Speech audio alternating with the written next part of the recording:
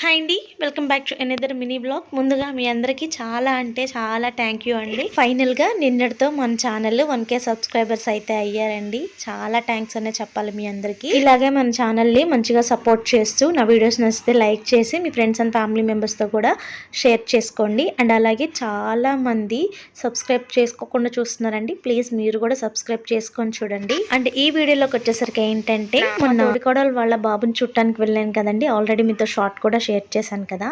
అప్పుడు రిటర్న్ ఇంటికి వచ్చేటప్పుడు మాతో పాటు మా ఆడపడుచు వాళ్ళు కూడా వచ్చారనమాట. ఆ నెక్స్ట్ డే తీసిన మినీ బ్లాగ్ ఇదైతే.